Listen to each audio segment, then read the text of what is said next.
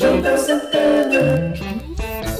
Chegando por aqui na BMC Channel, na Rede Everest, no Apple Podcast, Google Podcast, Spotify, no YouTube, onde você procurar o Rádio Amante, estamos lá para contar histórias de vidas, para trazer mensagens motivacionais, sempre baseadas na Palavra de Deus, para trazer profissionais, né, que vão te ajudar aí a ter uma vida equilibrada, salutar e tudo mais. Bom, no próximo dia 20 agora, vai ter, né, um dia especial que é voltado para cuidar do ser humano, da pessoa no geral, principalmente aqueles que são dependentes das drogas, tanto lícitas quanto ilícitas. E para tratar de um tema tão delicado como esse, que envolve a pessoa e a família, eu trouxe aqui um especialista da área do cuidado, que é o pastor Nelson Teixeira, presidente do COMAD, um conselho que se preocupa em controlar a questão dos vícios, principalmente das drogas ilícitas, né? Bom dia, boa tarde e boa noite, porque depende da hora que a pessoa está assistindo. Como é que está o senhor? Tudo bom, pastor? Estou bem, graças a Deus. Bom dia, boa tarde, boa noite aos nossos ouvintes, a nossa assistência que tiver a oportunidade de estar nos assistindo. Estou feliz pelo convite de estar aqui e vamos bater um papo aí sobre essa questão delicada, né? A respeito aí do dia 20, o Dia Nacional de Combate ao Alcoolismo, né? Ao uso abusivo de álcool e outras drogas. E a gente vai conversar um pouquinho sobre isso hoje, né? E quem diria, pastor, que ia chegar um momento em que as pessoas finalmente iam cair em si, né, na realidade, porque antigamente, quem é mais antigo principalmente vai lembrar, que existiam muitas propagandas, muitos comerciais que davam status a quem fumava, a quem usava álcool, né, e tudo Sim. mais. E hoje existe uma preocupação, porque aqui em off nós estamos falando sobre isso, que na verdade o cigarro comum e o álcool no geral, na verdade é uma porta para as demais drogas, né? Isso. Hoje exige um cuidado, principalmente porque através dessas primeiras, que são as listas, muitas pessoas acabam entrando também para o campo das ilícitas. Exato.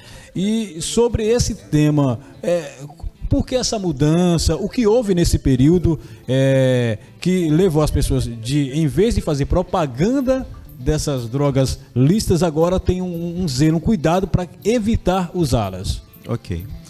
Então, aí a gente já está entrando na questão da política pública, né? Deixa eu falar um pouquinho, dar uma introdução aqui sobre o que é o COMAD, né? O COMAD é um conselho da cidade, um conselho municipal, ele é bipartite, é um conselho consultivo, onde nós temos 24 assentos, que são, vamos dizer assim, são indicados tanto pela sociedade civil como poder público, são 12 assentos do poder público e 12 da sociedade civil. Eles são indicados, tudo isso é informado para a prefeitura e através de decreto essas pessoas são empossadas nesse conselho. E só para não haver erros, não é comadre, tá? É comade. Comade de mudo. Isso. Conselho Municipal de Atenção às Drogas, né? Ou Conselho Municipal de Política sobre Drogas. Então, esse conselho se reúne uma vez por mês para discutir política pública neste segmento. Voltando à colocação que você fez, realmente, sim, nós temos ainda um problema sério de saúde pública no Brasil e no mundo, com essas duas substâncias que são lícitas, mas que é a porta de entrada para as demais, infelizmente. No mundo, ainda morre 8 milhões de pessoas por ano vítima do tabagismo. Meu Deus, é muita gente, hein? Exatamente. Vamos dizer assim, a droga que mais mata. Mata mais que a AIDS, mata mais que o câncer. Somado tudo isso, as doenças que mais matam, coração, AVC, né? Ainda morre muita gente decorrente do tabagismo. Porque nesse caso está colocando na conta aí todas as drogas que são, as doenças que são causadas pela droga ilícita, ou pela droga lícita, no caso o cigarro, né? Sobre essa questão aí da preocupação da prefeitura, do estado, né, a ponto de chegar a criar uma entidade público e civil, né? Por que exatamente essa criação e qual a importância dela para a cidade no geral? Então, o que acontece, né? Particularmente a cidade de São José tem uma rede de atendimento excelente, né? Na rua só fica as pessoas que querem, porque sempre tem um lugar que ele pode ser acolhido. Aqui tem um apoio social, né? Então, vamos dizer assim, a porta de entrada, lógico, a grande maioria que vivem nas ruas tem o problema, infelizmente, da dependência química, que a gente chama de adicção, né? A adicção é uma doença tipificada pela Organização Mundial de Saúde e, segundo a OMS, é uma doença, ela é progressiva, grave e fatal, mas é tratável, né? E então existe uma rede chamada RAPS, que é a Rede de Atendimento Psicossocial, toda voltada para esse segmento, né? As pessoas que buscam ajuda, buscam tratamento, certamente elas vão encontrar. Essa rede é formada pelo poder público, e aí nós temos a porta de entrada, a UBS, todas as UBSs, temos hospitais, né? Leitos psiquiátricos, leitos de saúde mental. A pessoa está, por exemplo, numa situação de emergência, a questão de uma abstinência, né? Alucinações ou coisa do gênero, então ele precisa de uma estabilidade nisso para depois ele dar prosseguimento ao tratamento. Então nós temos esse atendimento. Então, UBS, UPA Saúde Mental, CAPS-AD, o Francisca Júlia, né, que hoje tem lá leito de emergência 24 horas por dia. O Francisca Júlia, inclusive, para quem não conhece, é um hospital dedicado ao cuidado de problemas de saúde mental. Isso. E olha, quem vê o pastor Nelson Teixeira falando aqui, pensa, ele deve ser da prefeitura, que ele está falando tantas coisas. É que, na verdade, São José dos Campos tem um cuidado, tem um zelo mesmo pela saúde. Sim. Né? No passado, inclusive, São José era um campo que cuidava da tuberculose. Né? Hoje, existem essas entidades que são, né, misturadas, parte da prefeitura, parte da sociedade civil, no geral. Mas o pastor Nelson Teixeira, além de ser presidente do Comad, também tem outras organizações envolvidas aí pela cidade, né? Então, dentro dessa rede, nós temos as comunidades terapêuticas aqui na cidade, né? Que são chamadas de casas de recuperação. O termo técnico é comunidade terapêutica. E elas hoje fazem parte dessa rede. Então, nós temos 11 comunidades no total, das 11, 4 tem convênio ou federal, ou estadual, ou municipal. Ou seja, o governo ele entra com um aporte no número de vagas que são contratadas, em que as pessoas podem ir para esses locais, né, e passar pelo processo de reabilitação. Então, dessas 4, nós temos aí o Lar Cristão, Desafio Jovem, Boas Novas. O Lar Cristão.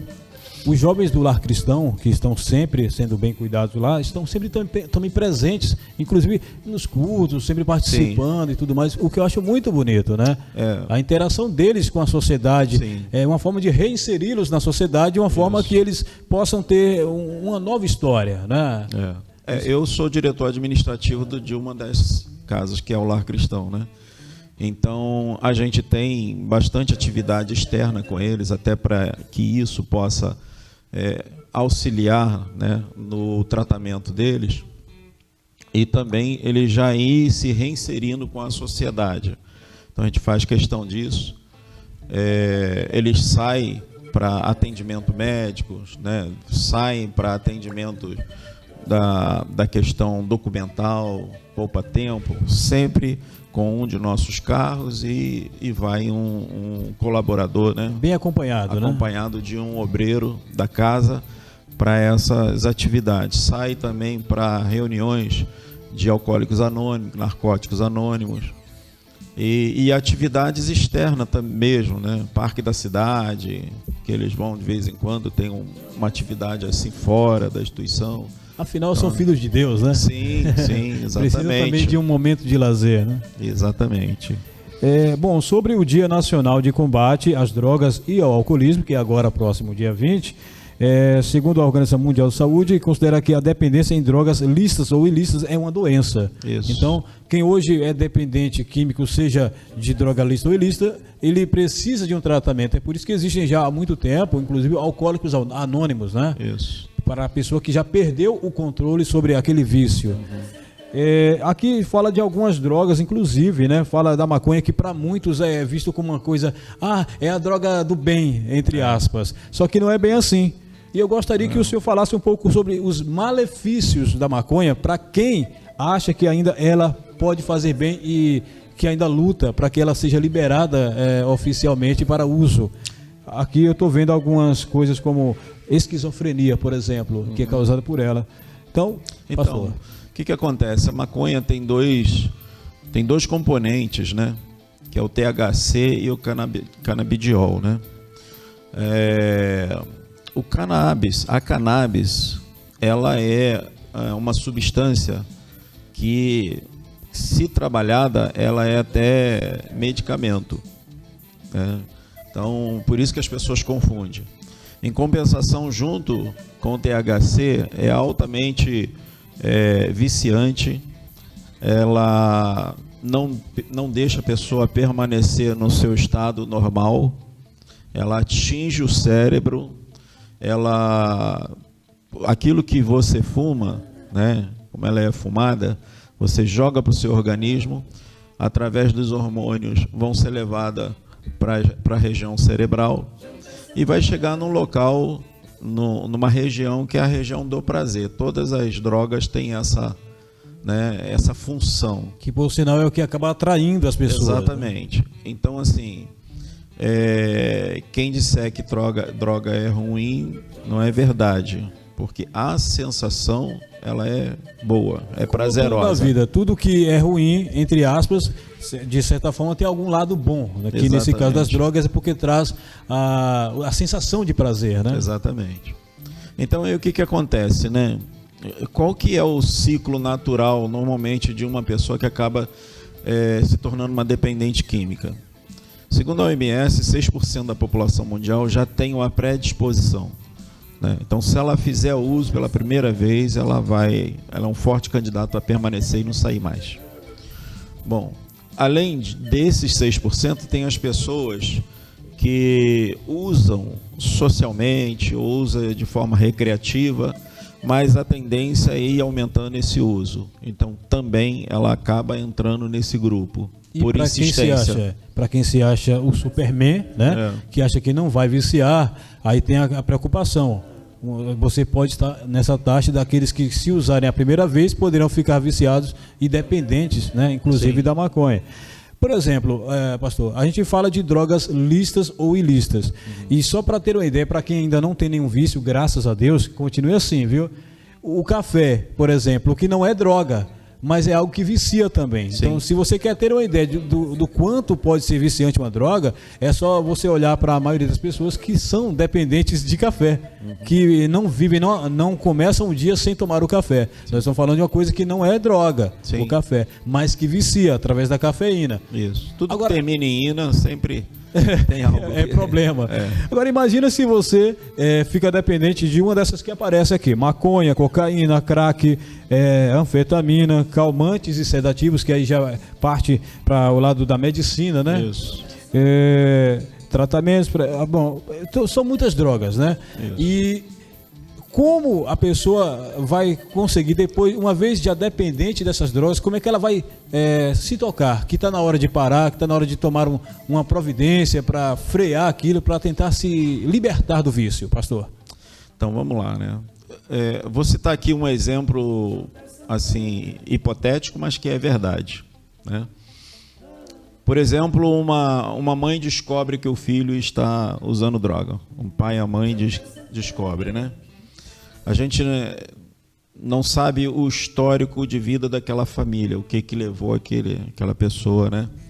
A grande maioria, infelizmente, ainda, mesmo de famílias constituídas, na escola, infelizmente, tem sido assim uma porta de entrada desses jovens, né?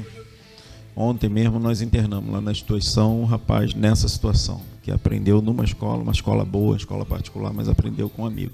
E se tornou um dependente, abandonou o estudo e tinha uma carreira promissora, possivelmente, e agora nós internamos ele com a gente. Bom, talvez ainda tenha, mas só lá para frente, acabou, sim, tendo que abortar por enquanto. Ainda não desistiram, né?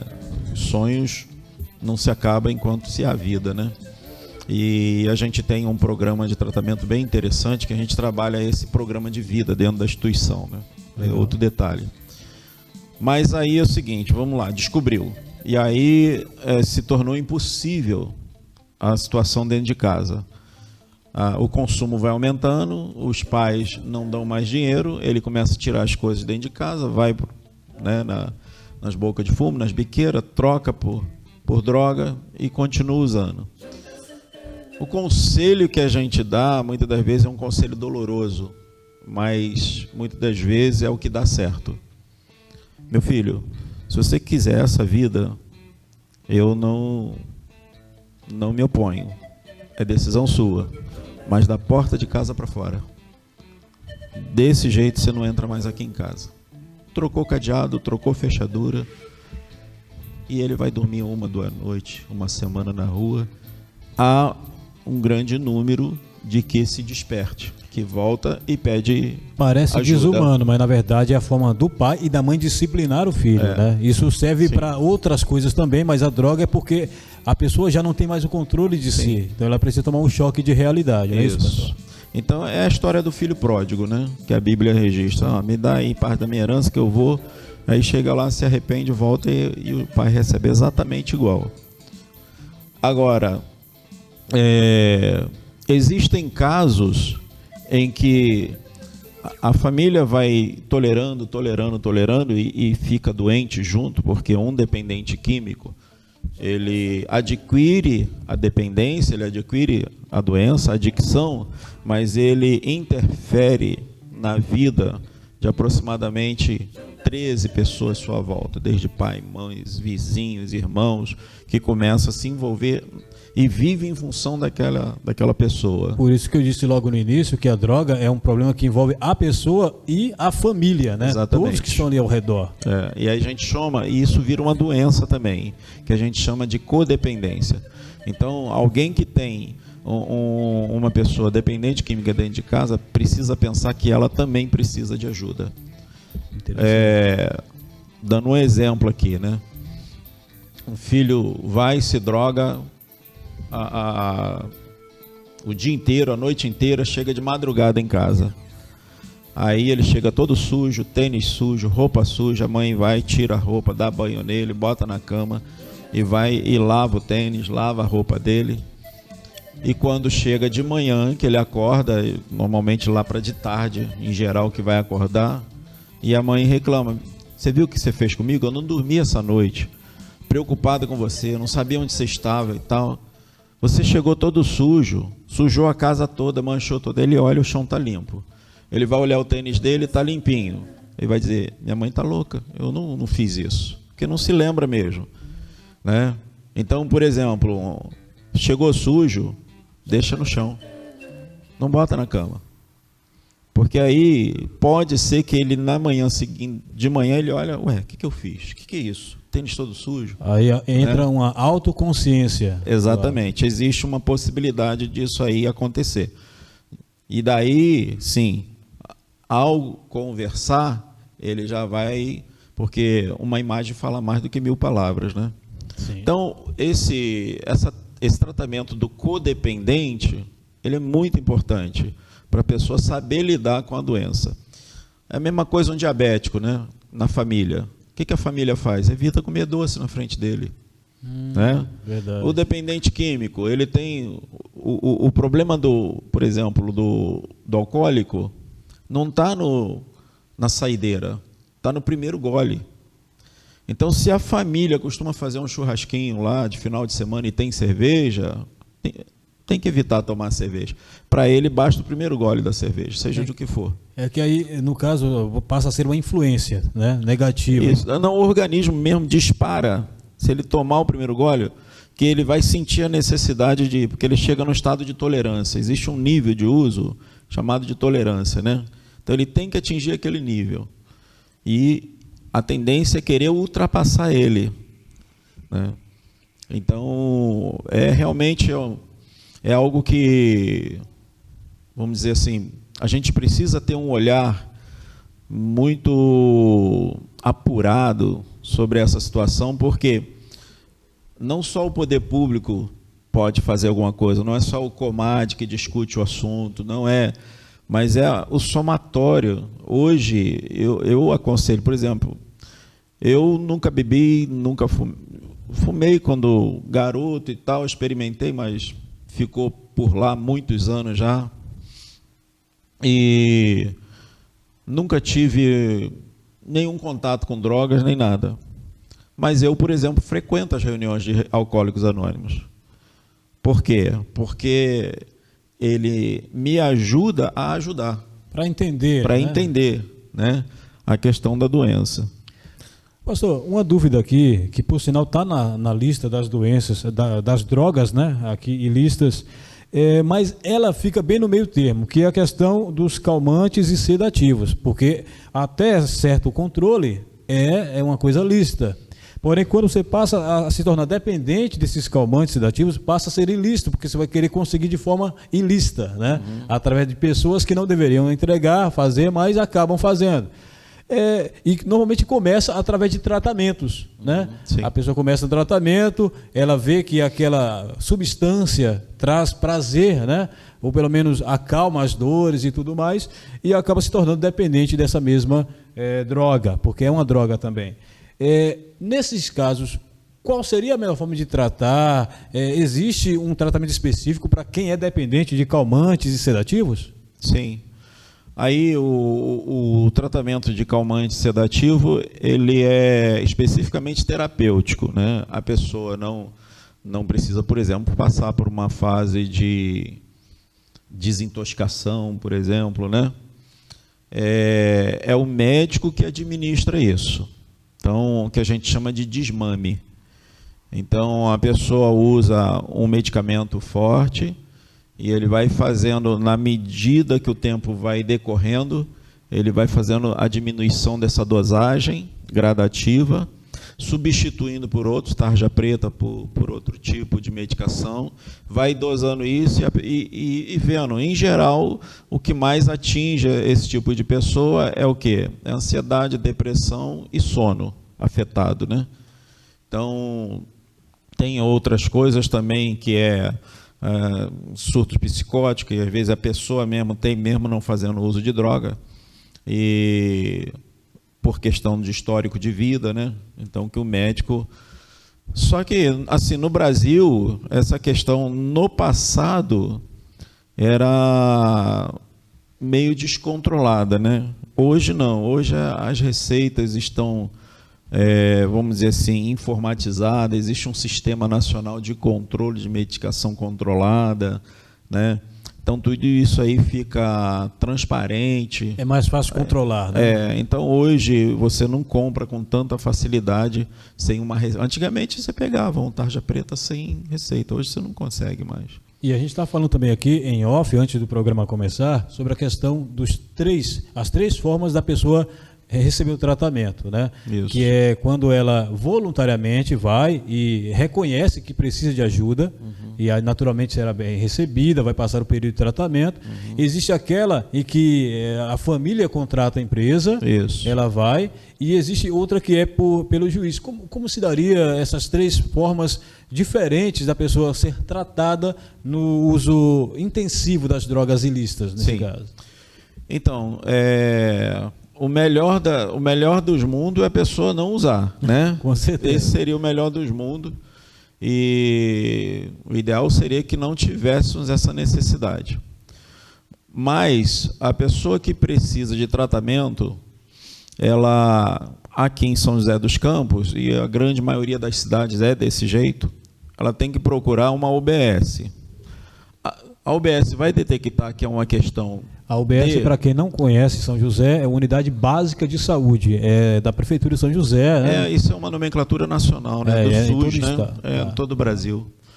Então ela procurou a UBS, que é a porta de entrada. A UBS detectou que é um problema de dependência química em São José, que nas outras cidades também tem, vai encaminhar para o CAPS-AD, que é o Centro de Atendimento Psicossocial Álcool e Droga. Certo? A cidade que não tem o CAPS-AD vai ter o CAPS, que aí no caso atende tanto as demandas questão de emocional, de saúde mental, como atende também a questão da dependência química. Então, eles, passando por eles, vão dar o encaminhamento para uma internação. Ok? Então, voltando à questão de São José dos Campos ainda. A pessoa, ela está no uso, mas ela não está em surto. Então, esse é o caminho. Não, ela está em surto. Então, ela está quebrando tudo, ela está drogada. Então, o que tem que fazer nesse caso? Liga para o 190 ou para o SAMU, pede para que essa pessoa seja levada e vai levar para o hospital aqui, o Francisca Júlia, que funciona 24 horas, né? Eu pensei que esse aí seria o internamento compulsório, mas na verdade não é. Não, ainda né? não, ainda não é, tá? Ainda não é. Ele está em surto e está dando problema dentro de casa. Depois que ele for estabilizado, vai ser ofertado para ele a continuidade do tratamento, né? Ele pode ficar nessa situação durante 90 dias internado, mas vai estar sempre sendo sugerido para ele uma internação voluntária. Certo. Tá? Ou seja, de qualquer maneira, indo para a emergência é essa situação, então eu peguei um caso crítico. Agora vamos pegar um caso de uma pessoa que chega para a família e diz: olha, eu quero me internar voluntariamente. Então vai pegar ele, vai passar na UBS. Por que na UBS? Porque ele tem que dar entrada no Sistema Único de Saúde. E ele precisa ter a carteirinha do SUS. E a UBS vai encaminhar para o CAPS que coordena as vagas, né, que são conveniadas pelo o poder público com as instituições e vai encaminhar para uma dessas instituições, que em São José são 4. Que aqui, por exemplo, você mencionou a questão as várias ONGs que tem aqui, onde a prefeitura ela mantém parte, né, do valor que ali é utilizado pelos dependentes. Né? Em São José, especificamente, a gente não tem vaga municipal. As vagas municipais que tem em São José é para acolhimento a POP de rua, a população de rua. Não tem para tratamento, para acolhimento, mas visando o restabelecimento da saúde. Esses que são recolhidos e levam para os abrigos, é ofertado para eles também o tratamento. E aqueles que querem, eles saem do sistema de acolhimento e vai para o sistema de tratamento. Certo? Os convênios que tem em São José ou é estadual ou é federal para tratamento. Tá? Eu falo tratamento também nas comunidades terapêuticas, apesar de que a gente não faz tratamento, porque as comunidades terapêuticas elas não são equipamentos de saúde, elas são equipamento social. Uhum. Só que ele já está numa fase em que ele pode conviver ali, né, e entrar num processo de recuperação. São José tem 4 comunidades terapêuticas com convênio e oferecem vaga para isso aí, para essa internação. Então, existe um programa que é feito dentro da instituição. A instituição que mais tem vaga aqui é a Nova Esperança, né, tem em torno de umas 200 e poucas vagas, atende feminino, atende masculino. O Lar Cristão tem 40 somente, e assim a gente só atende masculino. Casa da Bênção de Misericórdia, lembrei agora, também tem vagas lá. E o Desafio Jovem, que tem vagas federais para atendimento também à população. Mas a porta de entrada é uma só, a população precisa saber disso. A porta de entrada é o CAPS-AD. Certo. Procura o CAPS-AD, voluntário. Agora vamos falar sobre a segunda, né? Uhum. A segunda é a involuntária. A involuntária, a família tem alguma condição e vai internar involuntariamente, vai contratar uma clínica especializada que vai vir possivelmente um motorista e 2 pessoas para fazer a remoção dessa pessoa. Lógico que eles não usam a força, eles têm um poder de convencimento muito grande, a pessoa acaba indo junto com eles, né? E é levado para essa clínica. Em geral, é um atendimento de 3 meses. Porque a intenção também é ele sair desse momento e ir continuar voluntariamente. Então, essa é involuntária, ela é paga, então a família paga por isso. Agora, existe a internação compulsória. Internação compulsória, normalmente, a pedido da família, que vai no Ministério Público, faz uma denúncia e aí aciona a Justiça. Só que a Justiça ela só pode tomar uma atitude, o juiz só dá uma determinação se houver um laudo médico, uma indicação médica que precisa de internação. Isso aí normalmente acontece, na minha opinião, quando as outras duas já falharam. Tipo, voluntário e involuntário já não funcionam mais. Aí Isso. a família toma uma providência. Em geral, isso aí é questão de agressão. O marido está agredindo em casa, já existe boletim de ocorrência, já existe medida protetiva, né? As crianças passando fome, pega tudo dentro de casa e troca por droga. E aí, tudo isso tem que ter boletim de ocorrência, diversos boletins de ocorrência. Se tiver medida protetiva, melhor ainda. E aí acontece o seguinte, o grande problema é que uma pessoa como essa, ela nunca vai no médico e ninguém vai conseguir levar ela.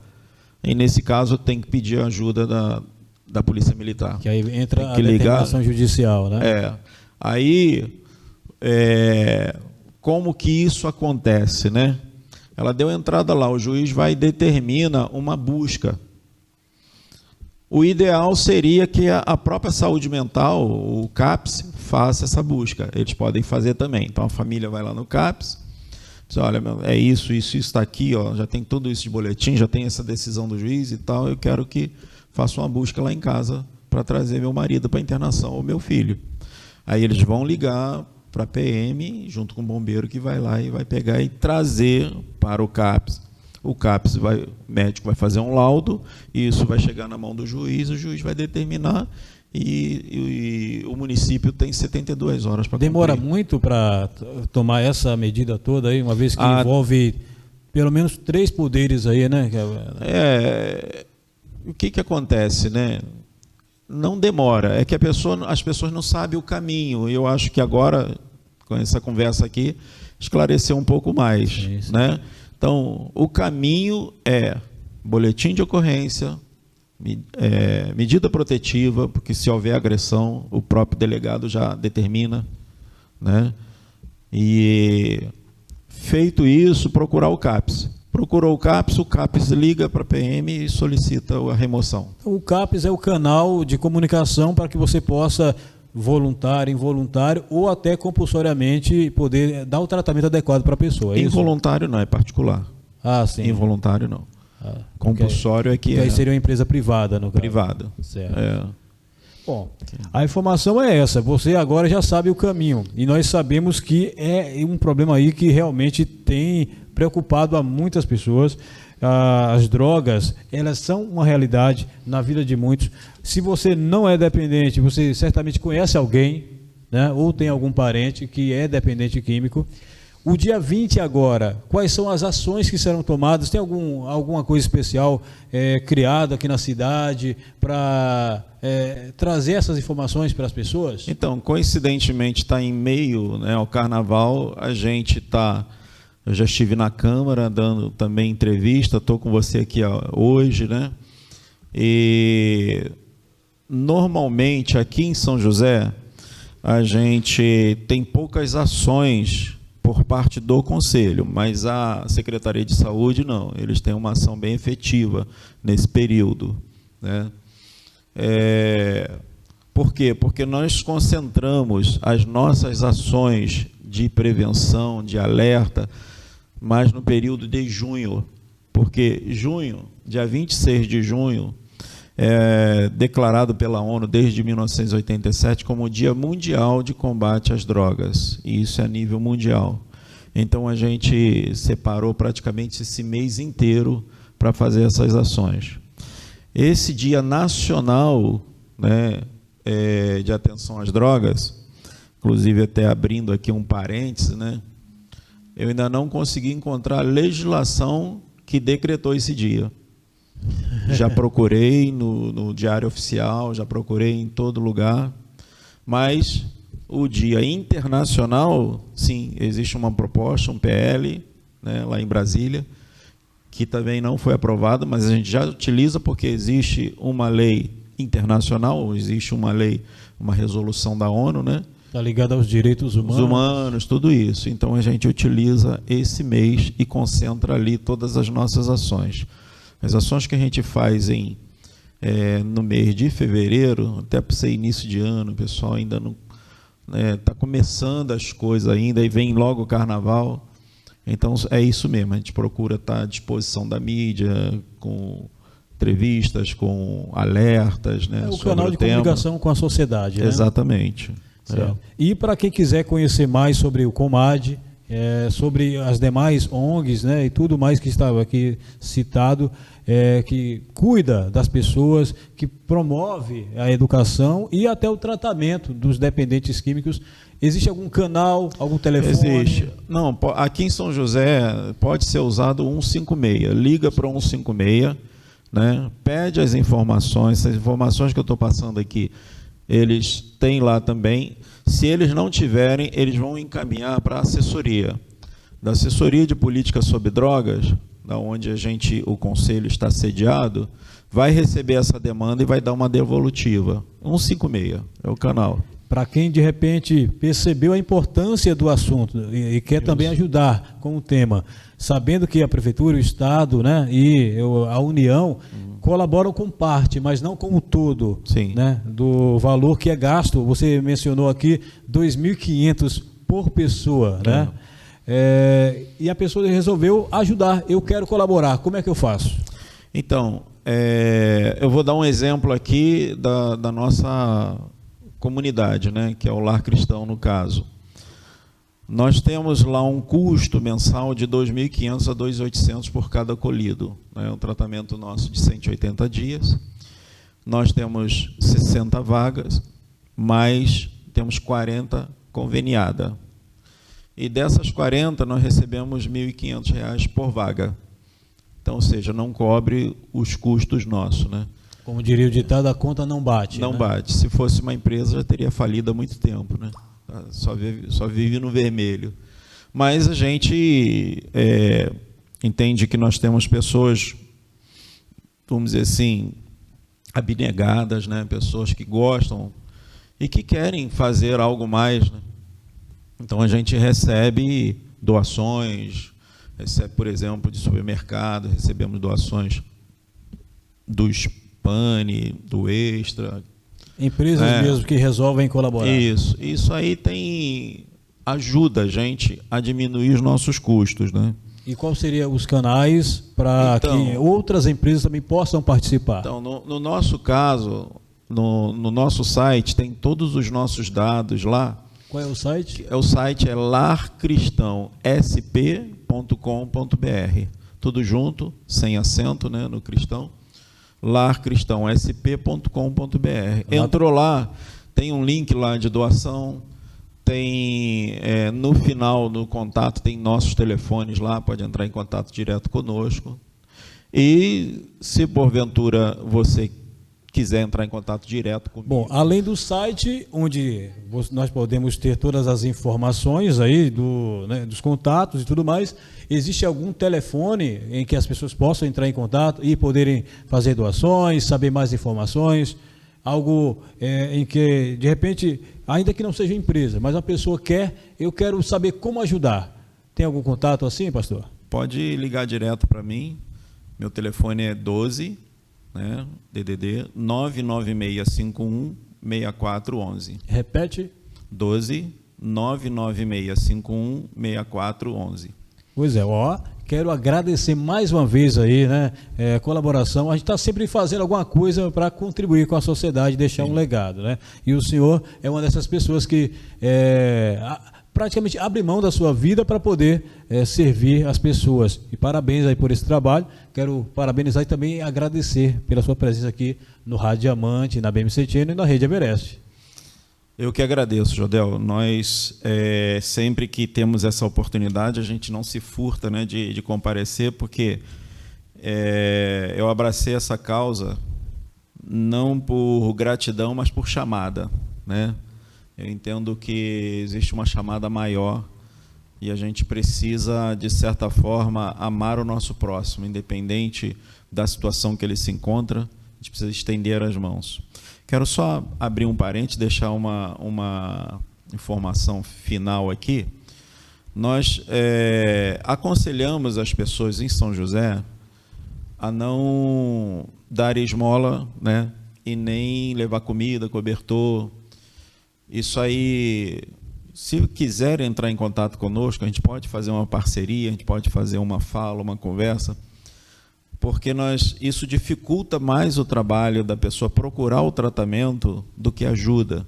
A leitura que eles têm é o seguinte: bom, eu não preciso sair daqui, aqui eu tenho comida, aqui eu tenho cobertor, aqui eu tenho onde dormir, a hora que eu quiser eu uso droga. Fica confortável, né? E tem alguém que vem trazer comida para mim. É tão interessante isso que eu conversando com o pessoal da abordagem social, eles falaram para mim: pastor, eles chegam para a gente e perguntam assim, o que você comeu hoje? Aí disse: por que você está perguntando? Não, porque se você quiser, hoje é o dia do bife à parmegiana e eu posso conseguir um para você. Quer dizer, então isso dificulta, né, e não ajuda. O que ajudaria mesmo? É a pessoa fazer uma aproximação, uma abordagem, né, de conversa, de fala, de ajuda, de oferecer ajuda para ela sair da rua, né, e procurar realmente se restabelecer. Tá? Então, mais uma vez, esse era a comunicação final que eu acho importante. Quero agradecer a você, Jodel, o Herbert também aí. Muito obrigado aí por esse espaço, né? Agradecer a audiência aí do programa e me colocar à disposição de vocês e dos ouvintes também, né? Que estiver com a gente. Vamos perguntar bastante aqui ainda, porque a gente vai falar bastante desse tema. E, para você que permaneceu conosco até aqui no Rádio Diamante, seja pela BMC Channel, pela Rede Everest, pelo YouTube, pelo Google Podcast, Apple Podcast, Spotify, que Deus continue abençoando a sua vida. Nós falamos aqui de uma coisa que realmente pode mudar a sua vida, ou a vida daquela pessoa que você ama, que está passando por um momento difícil, né?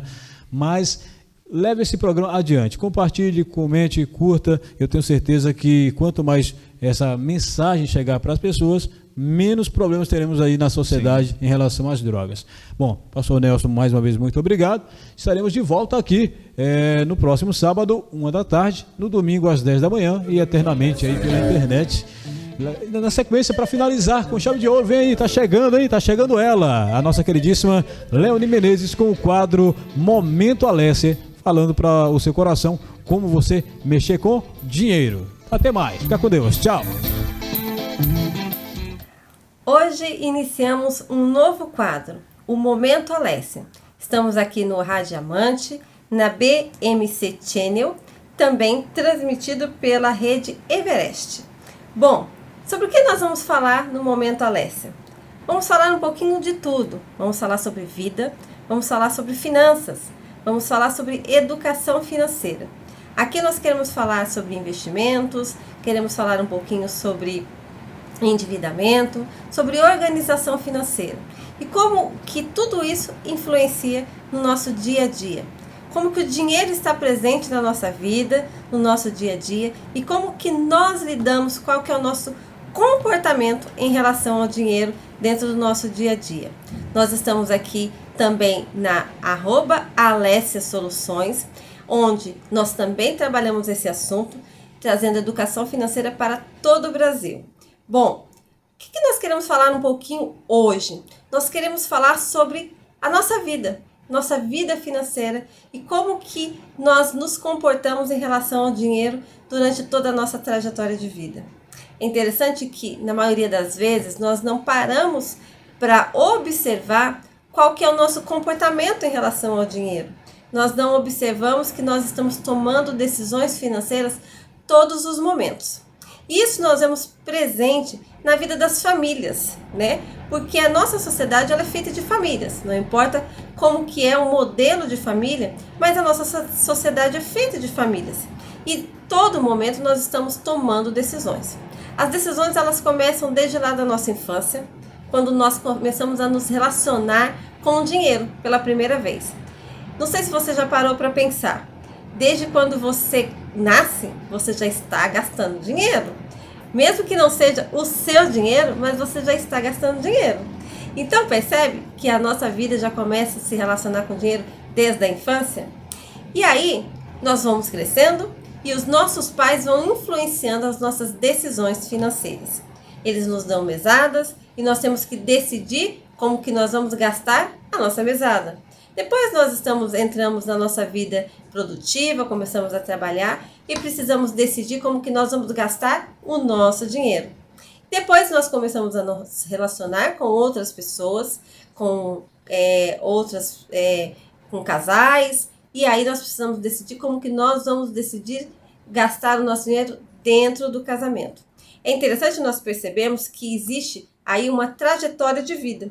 E a nossa vida, ela tem uma fase, né? Ela é dividida em fases. E nós temos aqui 4 fases na nossa vida. Nós temos o início da nossa vida, né? Depois nós temos o nosso crescimento profissional, quando nós tomamos decisões de como que nós vamos, o que nós vamos fazer na nossa vida, né? O que nós vamos ser. Depois nós temos a manutenção da nossa vida, né? E depois nós temos aí a nossa aposentadoria, como nós vamos finalizar a nossa vida. E dentro de todas essas fases da nossa vida, nós precisamos tomar decisões financeiras. E aquilo que a gente faz lá no passado influencia o nosso futuro.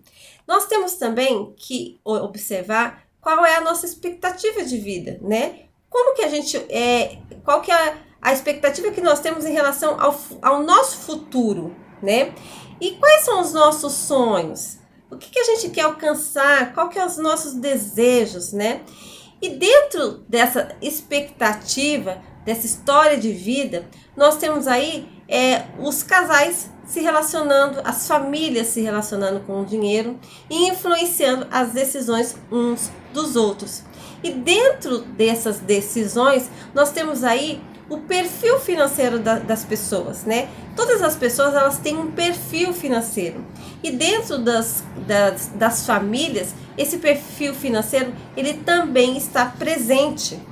Como assim, Leoni? Explica melhor um pouquinho isso pra gente. O que é perfil financeiro? Perfil financeiro é como você gasta o seu dinheiro. Como que você toma decisões em relação ao seu dinheiro. E nós vamos falar sobre esses 5 perfis financeiros. Quais são eles, né? Nós temos aí o perfil gastador, o poupador, o desligado, o descontrolado e o financista. Será que você se identifica com algum desses perfis financeiros? O Gustavo Cerbasi, no seu livro Casais Inteligentes Enriquecem Juntos, esse livro foi escrito para Finanças para Casais, ele vai falar bastante sobre esses perfis financeiros. E eu vou falar rapidamente para você sobre cada um deles. Bom, você sabe aquela pessoa que guarda dinheiro todo mês? Aquela pessoa disciplinada com as finanças, que economiza tudo que ganha, né? Ou seja, não é adepto ao consumismo, ele está com aquele smartphone durante 2, 3 anos, com o mesmo smartphone, usa o tênis até o tênis ficar bem velhinho. Então, esse é o poupador. Geralmente ele não arrisca novas experiências de vida, não vai nos novos restaurantes, não consome as novas roupas e grifes da moda. Ou seja, essa pessoa, ela poupa dinheiro, ele gosta de guardar dinheiro. Então, esse perfil, ele é presente na vida de muitas pessoas. Pessoas que gostam de guardar dinheiro, que geralmente colocam o seu dinheiro lá na poupança. Ele tem sempre uma reserva financeira, ele está sempre ajudando alguém que precisa de um dinheiro emprestado, recorre até essa pessoa e ele está sempre ajudando essa pessoa. Nós temos também uma pessoa, aquele tipo de pessoa que gosta de viver a vida sempre pensando no hoje. Amanhã pode não chegar, então é melhor pensar no presente. Gasta tudo que ganha, nunca sobra nada. Ele olha e fala assim, nossa, não sobrou nada no fim do mês. E ele fica sempre pensando qual vai ser o próximo financiamento que ele vai fazer, o próximo roupa que ele vai gastar, a roupa nova da moda, o novo smartphone que chegou. Ou seja, está sempre antenado nas novas tendências de mercado. Geralmente essa pessoa não tem controle financeiro nenhum e muito menos reserva de emergência. Gosta de status e de estilo de vida. Esse é o gastador. Tem tudo a ver, não é? Então, o gastador, ele gasta tudo que ganha. Consequentemente, essa pessoa tem muita probabilidade de entrar no endividamento. Bom, nós temos também um perfil bem peculiar do brasileiro. Gasta menos do que ganha e acha que está muito cedo para pensar lá no futuro. Sabe aquela pessoa que fala assim, eu vou pensar nisso amanhã?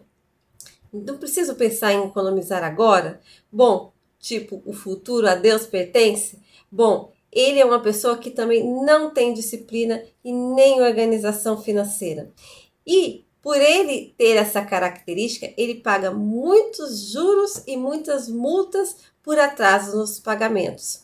Sabe quem é esse perfil? Ele é o desligado, ou seja, ele está sempre pagando seus boletos atrasados e ele tem muito conflito familiar, justamente por causa disso. Nossa, marido, você esqueceu de pagar aquela conta, agora a gente vai pagar juros e multas por causa disso. Essa é uma característica do desligado financeiramente. Mas também tem aquele que gasta, que não sabe nada sobre suas finanças. Ou seja, ele não sabe quanto ele ganha, ele não sabe quanto ele gasta, ele não tem nenhum controle financeiro e ele ainda diz, nossa, hoje é dia 10 do mês e o meu dinheiro já sumiu, não tenho mais nenhum dinheiro. Ele está sempre usando o cheque especial ou está sempre usando o limite do cartão de crédito. Não tem nenhuma disciplina financeira, não gosta de planilhas, não gosta de organização financeira e ele tem muitos conflitos familiares por causa disso. Esse é o perfil descontrolado, é um dos perfis que mais vive em endividamento, ou seja, ele está sempre usando aquele dinheirinho que não é seu, o dinheiro do crédito. Mas nós temos também aquela pessoa disciplinada financeiramente, aquela pessoa que sempre guarda dinheiro. Na verdade, ele se paga primeiro. Quando ele recebe o seu salário, ele já separa o dinheiro do investimento, o dinheiro para pagar as suas contas e o que sobra, ele leva a sua família para passear, para jantar ou para algum objetivo que ele tenha para o futuro. Ele gosta muito de planilhas e gosta muito de investir. Geralmente, ele tem muito controle financeiro e gosta de planilhas e é muito disciplinado e sempre faz escolhas inteligentes. Aquela pessoa que está sempre procurando a melhor oportunidade, né? Ou para comprar alguma coisa ou para investir. Esse é o financista. O financista, ele também está presente na vida do brasileiro. E você, agora, me diga, qual é o seu perfil financeiro? Você se identificou com algum deles? Você se identificou com um desses perfis? Eu quero que você me diga lá na enquete que a gente vai deixar no @AlessiaSoluções. Conta pra gente qual que é o seu perfil que a gente quer saber.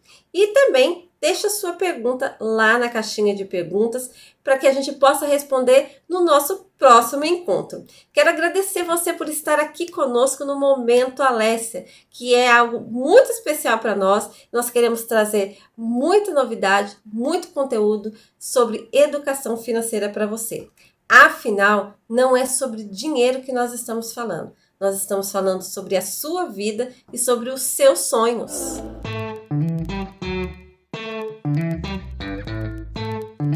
Juntos